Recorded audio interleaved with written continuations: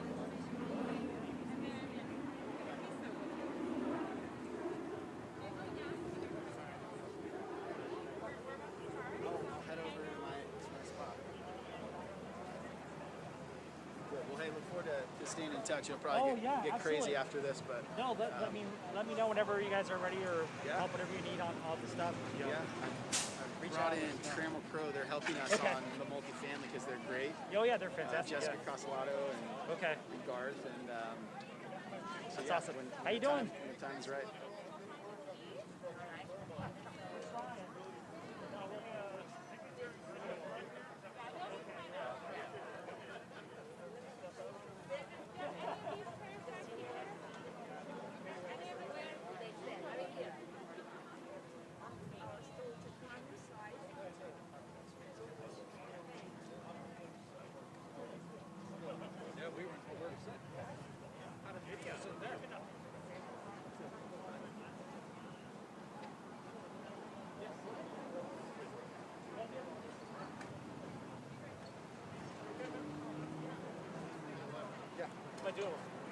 Just have a seat in here. I'll do whatever you say, officer. No. Yeah, I think they're going to start calling people. So yeah, sit there. What's up? How you doing? Thanks for helping. Yeah, you're there. I'll come back here. So I'll come back here. Good to see you as well. I know. What are you doing? It's been too long. How you doing? Great. Yeah. What's your connection to the event? We own the property. Oh, I didn't realize you owned it. Yeah. Oh, what's coming? Some multifamily. Okay. we need housing. What we need. Yeah. That's good. A little over 500. We'll probably be ready to. Chief, we got one for you right here, sir. On just Dixie Line or on the We're going to keep the pads, and then it's Dixie Line and that office room. Okay. Yeah. So just make it cute, Chris K. That's his problem. You guys did a good job on the plan update. Anyone with these lapels, can do something cute. He knows what he's doing. Awesome. How are you, sir? So take your time, please. Okay.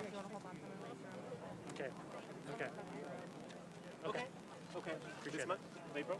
Okay, awesome. I'll see you then. Thank you very much. Thank you. All right. Good afternoon, everybody. First off, I want to thank everyone for being here today. I also want to thank the property owners of this facility for allowing us to host this Convoy District Public Safety Symposium right here in the heart of Kearney Mesa. And to thank personally Jameis William as well as Kelly Johnson from Malone Geyer for hosting us. And to say a few words will be Jameis. Thank you, council member. I think we're the largest parking lot. You know, you can't move too much further south on Convoy without accommodating this crew. Sorry we couldn't do anything about the traffic. Hopefully you guys can hear okay. Just wanted to personally thank you all for being here. We're delighted to be hosting this event and to try and be good neighbors here on the Convoy District.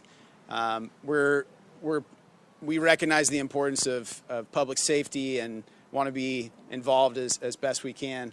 We also wanted to extend a warm welcome to our distinguished guests, Mayor Todd Gloria, Councilmember Chris Cate, County San Diego District Attorney Summer Stefan, and San Diego Chief of Police David Nislight. All those who can, if you want to join me in welcoming them. Yep. And you didn't come here to hear from me, so I'll turn the time back over to Councilmember Cate. Thank you, Jameis.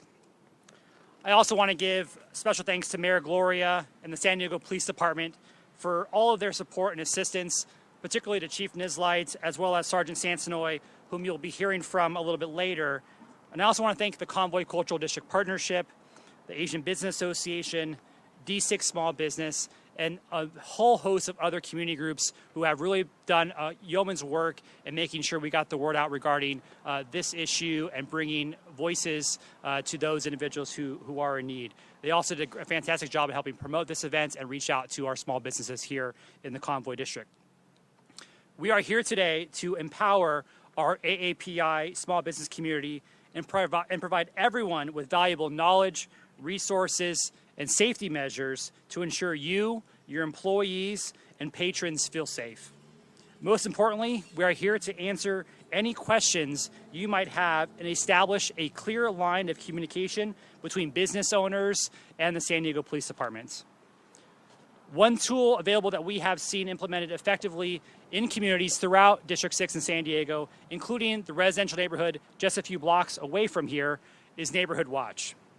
Neighborhood Watch programs are one of the most effective crime prevention programs in the nation. It brings citizens and law enforcement together to deter crime and make our communities safer. Most important is that if you see something, you say something. And our speakers will get into these tools and resources when they speak.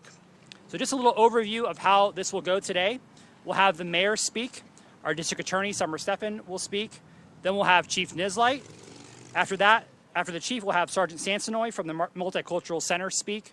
And lastly, we'll have community resource officers from our Eastern Division speak and talk about the issues and give crime prevention best practices.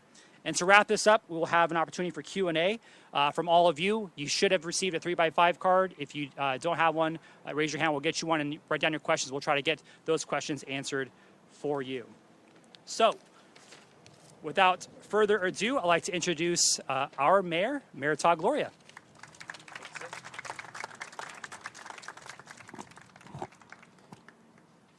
Thank you, Councilmember Cate. Can we get a round of applause for Councilmember Cate and his team for making this possible? Thank you for bringing us together, Councilmember. Thank you all for being here today. Thank you to the members of the media who are here. It's important for us to make very clear that there is no room for hate in the city of San Diego. And I hope that all of you see that as the lineup of the leadership of this community to say with one voice that we are not willing to accept what is happening to our AAPI community and that we'll do whatever it takes to fight back against it. I want to acknowledge that I'm pleased to be joined this afternoon by our DA, Summer Stefan, who is here, as well as our police chief, Dave Nislight, who is here. And then you see Dave brought some of his friends with us, some of our friends. And I'd ask you all to put your hands together for our San Diego Police Department, who works so hard on our behalf. To the men and women of the department, thank you all so much. It's an honor to be able to lead the city, but I'm really grateful that you all work for our city team. I deeply appreciate it. I'm not the public safety pro who's here. I brought the backup that knows how to do that work. My value add in this is to say what I know about our city, my hometown of San Diego. I think about Chris Cate and I and the historical positions that we've been able to fulfill, along with my friend Mitz Lee, as being among the very few Filipino Americans who've ever been elected to office in this county, that we know firsthand how far San Diego has come. In fact, growing up in this community, I grew up in Claremont, went to Madison High School just down the street. Convoy did not look like this not that long ago. But the fact that Mitz, Chris, and I get to serve in positions of leadership, that the community has found a home here along Convoy, a vibrant community that isn't just for Asian Pacific Islander San Diegans, but really is for everybody. People know you want to have a good time, you come to Convoy, right? And so what I'm saying is that the Asian Pacific Islander community is an integral part of our city. And what I know about my hometown is that when any of us are taken on, we all stand up for each other. We're standing up for each other right now to beat back the pandemic. We're going to rally together once we've defeated COVID-19 to restart our economy. But in the midst of all this, we have to recognize that our Asian Pacific Islander community is hurting. Because whether we like it or not, it's happening. And what we recognize is that too much of it goes unreported. And so we want to be here this afternoon, again, with deep appreciation to Councilmember Kate and to Police Chief Nislight, DA Stefan, for making sure the community knows what their rights are, how to report these crimes, and understand how important it is that you report it. The chief can only do what he knows about, right? And I recognize that for many in our community, it's hard for us to come forward and say that something's happened. As your mayor, I ask you to come forward, not just to protect yourself and your family, but to protect our overall community. Allow the professionals in law enforcement to do their jobs, which they are very good at doing. But it starts with educating the community, and that's what we're here to do today. So again, very clearly, we don't allow hate in this city. We will stand up against it wherever it shows its ugly face, and we will make sure that Asian Pacific Islanders understand that this community is an important part of this city. There would be no city of San Diego if not for the contributions of this important part of our community.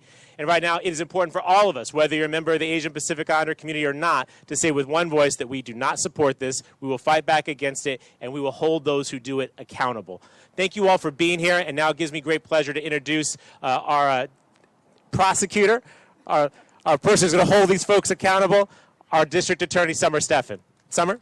Sir, thank you.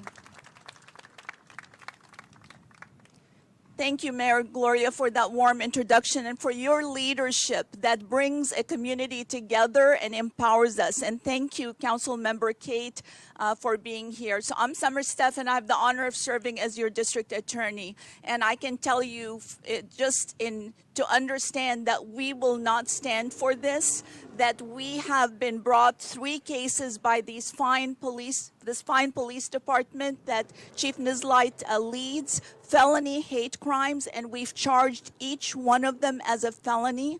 We are not going to tolerate this. Understand that haters and abusers, they are cowards and they're bullies.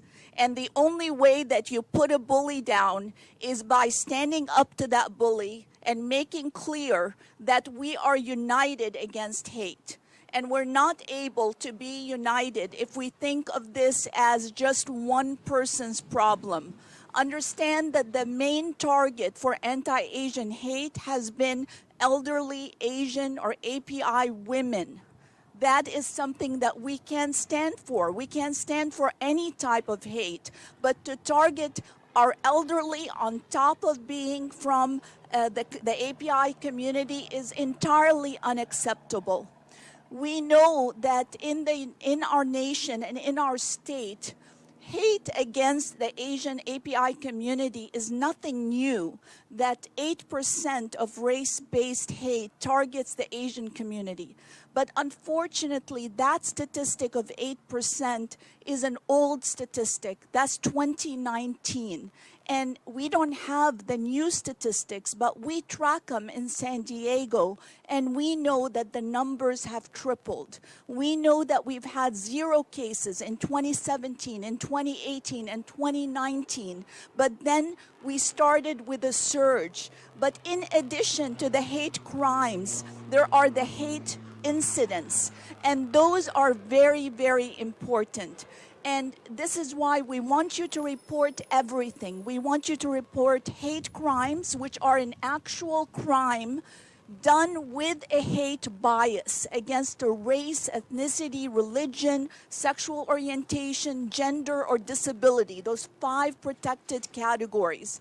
But we want you to report incidents also, because incidents allow these fine officers to investigate and to find out and to try to prevent a hate crime from happening.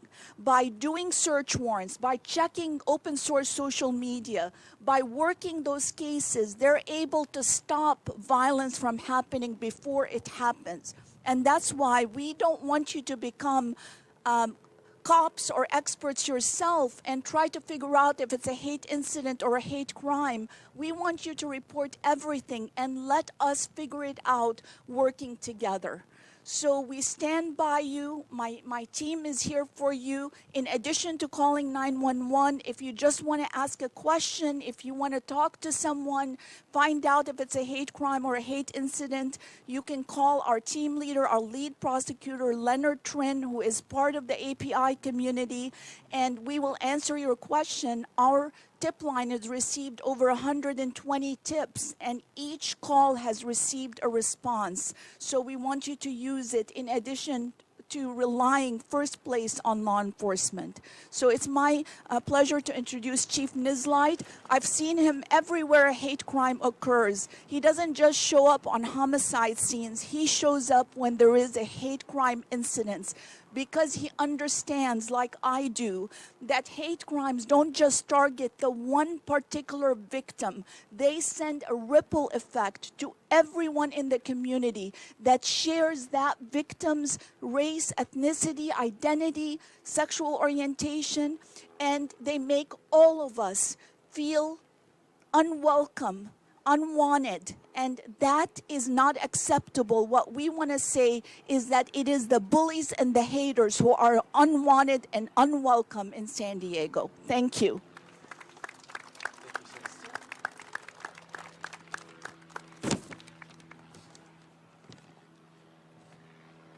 Thank you, Summer. I also want to thank Mayor Todd Gloria, Councilmember Chris Kate, and everybody for being here and bringing us all together for this very important topic. You know, what we've seen across this country is just nothing that we can tolerate. But we are very fortunate, to Summer's point, that we've only seen 3 incidents recently, but 3 is too many. 1 is too many. So what I want to say very clearly, to echo what the mayor and what the DA is saying, is hate has no place in San Diego. To our American, Asian, and Pacific Islander communities, hate has no place. And what I'd like you to know is that we're here for you. As you can see, over to my right is a team of San Diego police officers, America's finest as far as I'm concerned, that are here to help you. And so one thing I want to make very clear, and one thing that I want to get out of this symposium today, is although we aren't seeing a lot of incidents, my concern is they're not being reported. So my goal today is to make certain that everybody here is comfortable coming forward. Doesn't matter how big or small you think the hate crime is, we need to know about it. And my promise to you is when you contact a San Diego police officer, whether it be by calling the non-emergency line, if it's happening right then and there, you call the emergency line, which is 911, or you get a hold of our multicultural storefront, which I'll speak about in a moment, and you report it through them. My promise to you is that we will do everything we can in our investigative powers to bring a case forward, and then we will work with our partners over at the District Attorney's Office to make certain that case is then prosecuted. And so far, we're batting 100. And so that is our promise to you. But I want to take a moment to talk about and thank all the officers over here for what they do every single day to make certain that you can feel safe. When I look at crime, I look at not only the statistics of crime, but also the fear of crime. And what we're seeing across this nation is causing a lot of fear of crime, especially for our Asian American community, which is not something I'm willing to tolerate. So I want to talk about what we're doing in the multicultural storefront. I'm going to introduce Sergeant Lim Sansnoy a little bit, but I want to talk about what we're doing right now. Last week, you saw our team out walking the Little Saigon district, and that was really to get out in the community and educate folks and talk about what we can do for them, talk about the resources that we're putting out to try to prevent hate crime from happening before it even starts, and then the resources that we have available. But I'd also be remiss if I didn't say thank you to Captain Brent Williams from Eastern Division and the work that his team is doing. So last week we were in Little Saigon. Yeah, everybody give Captain Williams a hand. So last week we were out in the Mid-City, City Heights area walking the Little Saigon district, Today we're here. Next week we're going to be in Mira Mesa and Linda Vista. And that is really to us to connect with the communities, to make certain that we're putting out information, educating you, and even asking if you've been a victim of a hate crime. So if there is, that we can take that report right then and there.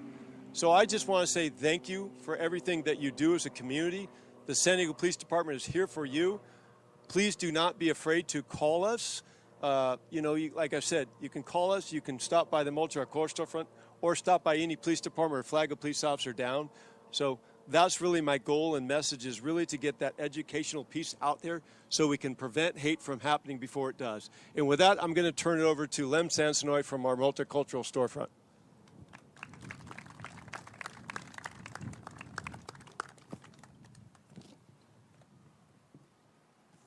Thank you, Chief. It's the first time in about a year that we've had an event kind of like this with the COVID lockdown. But some of my public speaking is a little rusty. But I just want to acknowledge that this event is for the community. And it being brought up to our attention is the community leaders that are working tirelessly to bring issues to our attention, working with the San Diego Police Department to bring these issues so we can find ways to solve them. And I just want to introduce Abraham Toe. He's over here. Thank you, Mr. Abraham. He's our advisory to the Chief's Office for the Indo-Chinese community. We have Kent Lee. Where's Kent? Kent is in charge of organizing the Asian festivals in our community. Joe Long. Where's Joe at? And Joe is in charge of the Vietnamese American Voters Alliance. We have Dr. Lily Chang. She's a professor at San Diego State. Mitz Lee. Raise your hand, ma'am, so everybody knows you. Joanne Fields for the Asian Pacific Islander Initiative. Michael Tu, a good friend and a business owner of the Convoy district area. And I just want to introduce the command staff. And if I do miss people, I apologize. Some are in uniform and some are not in uniform. We have Chief Nislight, and it's not in any particular order. We have Ariel Savage, Captain Ty, Captain Brent Williams, Sergeant Sue, Lieutenant Matt Botkins, Lieutenant Paul Yang, Lieutenant Dan Sayasan, Chief Conley, Captain Dupree, Chief Underwood, Lieutenant Ambito, Sharon Jung. We have Phil back there, Tran, who's going to assist with translation. I just want to thank everybody. But as I'm calling the names, you look at the folks, they're very diverse. So when we're talking about hate crimes, I mean, it affects them too, because look at the diversity in the group. We want to talk about why we did this, and the goal is to be accessible. We've always been accessible, but the goal is to make the community feel that they can always call on us, and that's the intention of having these walks. And I just want to talk about an incident that happened pre-COVID, and it was a hate crime incident, but it didn't affect the API community. There was a family from Afghanistan that just came to the country, and they were working with a charity group, and they were learning how to use the trolley system. This was their first week in the country, and unfortunately, they became a victim of hate crime. And immediately, it was brought to our attention. We assisted with the investigation. Immediately, we notified the chief. The chief was concerned, and within a couple days, we had the lockdown. This is something that we've never seen in our lifetime, and what to expect and how to even operate as a public safety officer to provide a level of service while dealing with that so that we can keep the community safe. The chief always had in the back of his mind this family. And when everything cleared within the last couple of days, he made arrangements to actually personally meet with the family and apologize on the behalf of the citizens of basically the San Diego community, and took time to meet with the family. And like I said, he sets the bar. This is the temple that he wants, and it comes from the top. And that's what he expects out of all of us and all the officers that are here. And that's the chief that we have. And I just want to thank him for doing that. And this it wasn't an API, it was a Muslim family.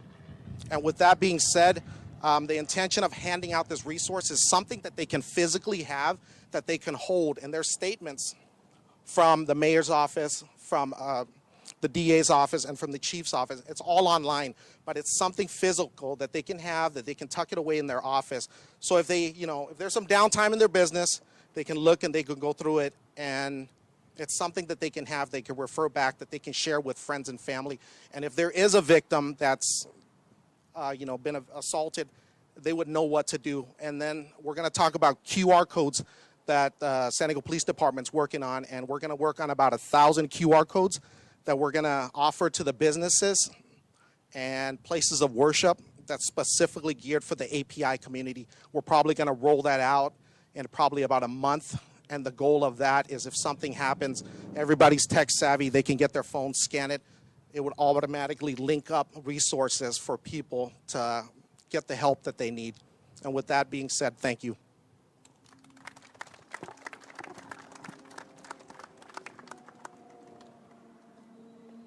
Can we go straight to the safety? Yes, please. Okay. Eastern Division. No. Oh, I'm sorry. Officers, you want to come up and talk about Eastern Division?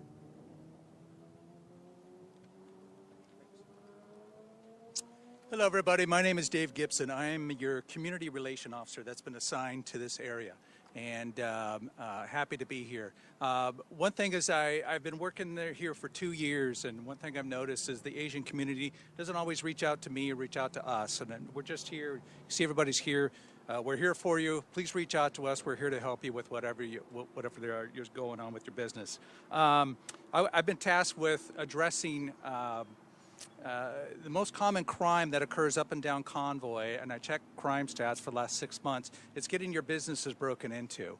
And in the last 6 months, 15 businesses up and down this corridor have been broken into. And I just want to offer you some just very, very practical tips. I'm not going to be speaking very long, and I'm turn over to my partner officer, Stefan, and he's going to speak. But just some practical tips that you guys can do to help you and to keep your businesses safe and secure. First one being, at the end of the day, remove the cash from the cash register. Either place that money into your safe or preferably deposit it into the bank. Some folks have even left the drawer, an empty drawer on the counter to show the crook that's shining his light in the middle of the night, we got no money in here. Remove the signs from your windows. One thing, so you can see out and we can see in. It's very helpful for our graveyard units that are driving around with their spotlights, looking inside businesses. Sometimes we do see somebody in there that shouldn't be in there. If you don't already have an alarm, consider putting one in. And if you do have one, make sure you're activated. We go to a lot of calls where we show up and for whatever reason the alarm wasn't activated, it wasn't working, something like that. Also consider putting in a silent alarm. Somebody comes in that's acting a little off, you can hit a button and it sends a message to your alarm company who immediately calls us and we get officers en route. And speaking to the alarms, I know in this area we have upgraded the priority on how we handle alarms. So if we have an alarm come out to a business, to a home, and there's nobody clear to go at that time, their dispatcher gets with the sergeant, the patrol sergeant. That sergeant has been told, I want you to respond, and then that sergeant will free up another officer. So your alarms aren't going to hold like they have been in the past at times when we get busy. We want to start catching these folks and hold them accountable. Post signage on your business that your business is monitored by your alarm company. You can also put on there, I've seen businesses that said there's no money left in the business once we close. Also, what's helpful for us, put some contact info on the outside of your business. Should you become a victim, it's helpful to us that we can call the owner, there's a cell phone number, and we can get in touch with somebody to have them come and help us out. Consider installing cameras to monitor the business. There's also something now I didn't know that was out there. There's a laminate you can place on your glass, sticks to your glass. So if somebody tries to, and that's the most common way to get into a business, either breaking the window or prying the door. So if you put this laminate on the glass, your window may still break, but it's going to prevent, for the most part, the crook from getting in your business. Makes it much more difficult. Consider doing that. Also consider putting a latch guard around the door locking portion of your doors so that they can't be pried.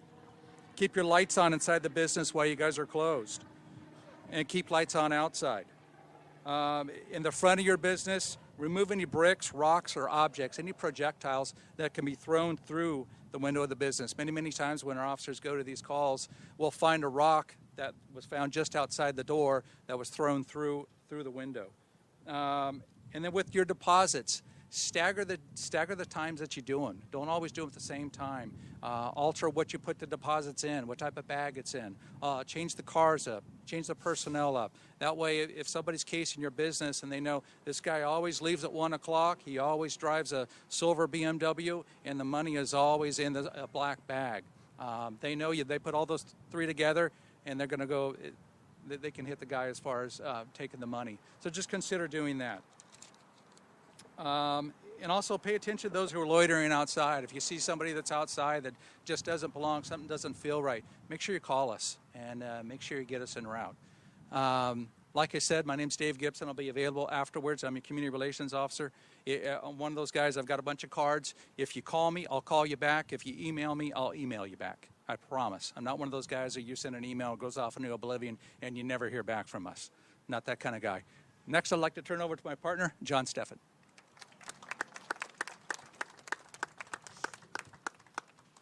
Good afternoon, everybody. My name is John Stefan. I'm the other Community Relations Officer for Eastern Division with the San Diego Police Department.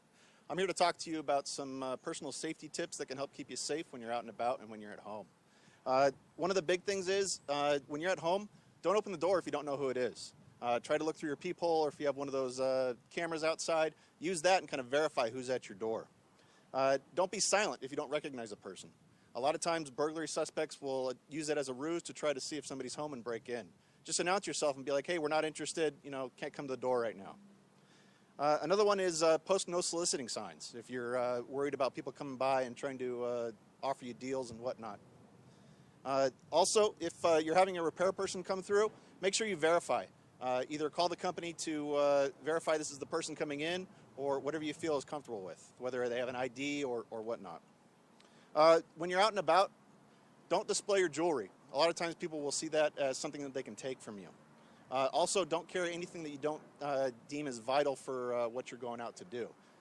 Everybody has their cell phone, their wallet, their car keys. Don't be carrying around extra valuables like your passport or anything like that unless that's something you need to get by. One of the big things is just avoid dangerous places or people. Use your intuition. If you feel something is off or something isn't going to work, just listen to that. Leave. Don't hang around and try to second guess yourself and determine if it's something that you feel is dangerous. Also, when somebody asks you for directions around, don't approach them. Kind of stand back and be like, how can I help you? That sort of thing. Don't approach a car because it could open yourself up to becoming a victim. If you do become the victim of a crime, act quickly and decisively. Yell out, scream help. Let your neighbors know or your community members know that you're in trouble and they can help you out. And also on top of that, don't try to initiate a fight with somebody with that. Try to get away. Try to flee. If you do get grabbed or whatnot, defend yourself. Go for vulnerable places like the feet if they grab you, or the elbows or something like that. Something to help you create distance and be able to get away from them. Other than that, does anybody have any questions for me? All right, thank you very much.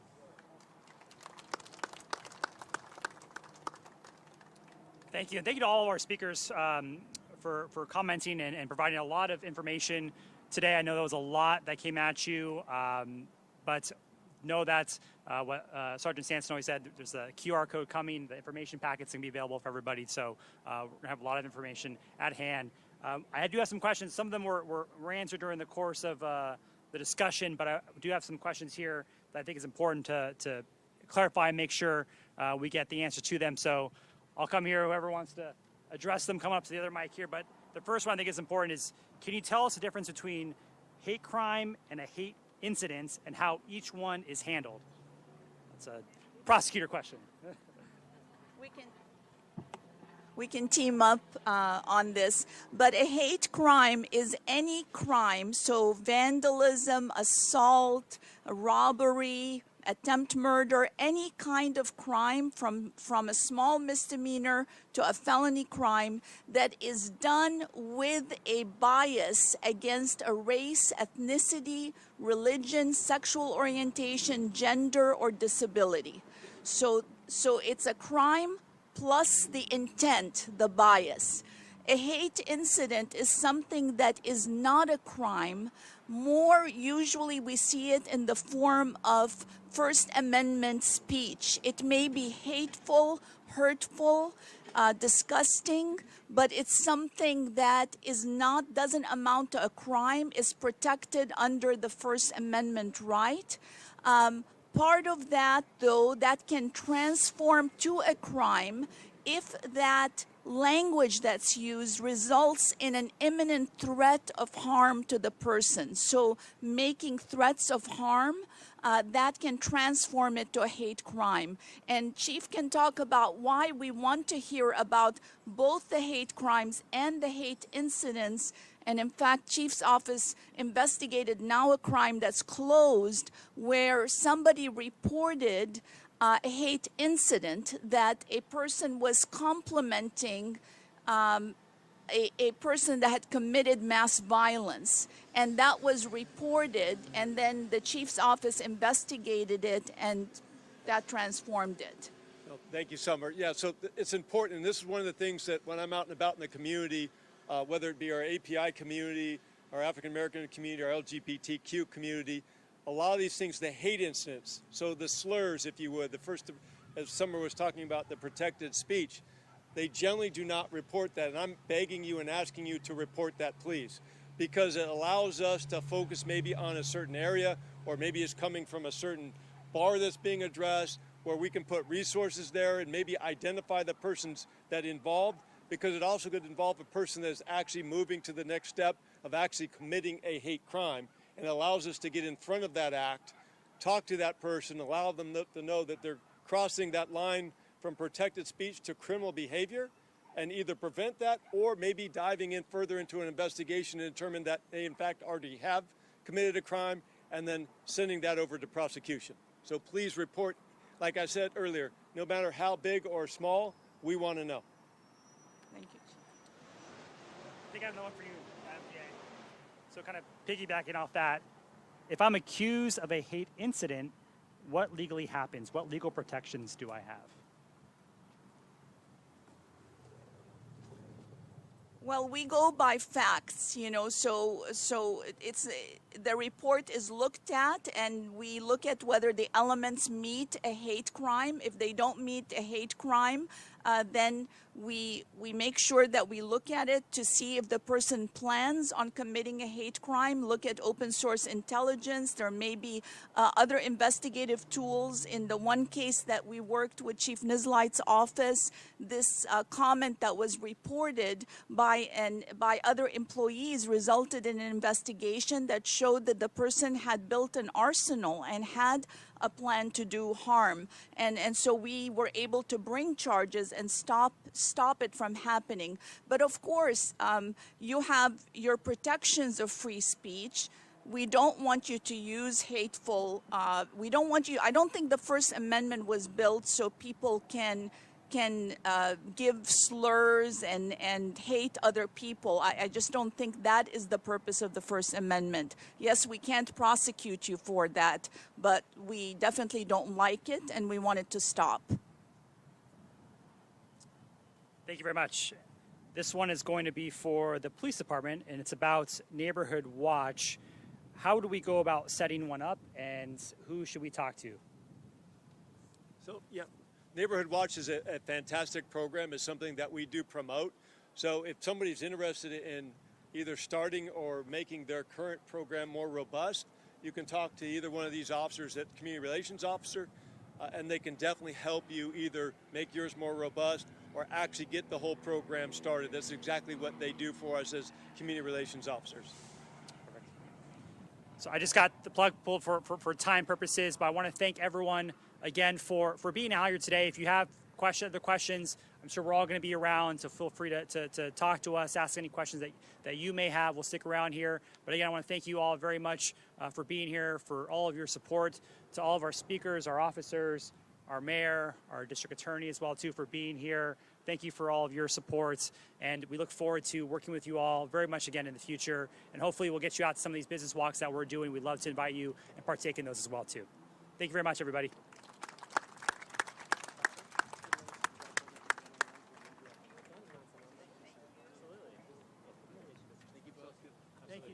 If you guys need anything, we got Claremont Town Square, so if you need anything over there as well, just let us know. Yeah, that's the one. He's causing trouble. He's causing trouble in my district. Middle income housing. Good trouble. It's good trouble. All right. Thanks, James. Got it. Thank you. Yeah, well done. Good job. Good. Let's do it. Because who knows, we might not never see each other. Maybe the last year's taught us. You're the Yeah. You're our trailblazer.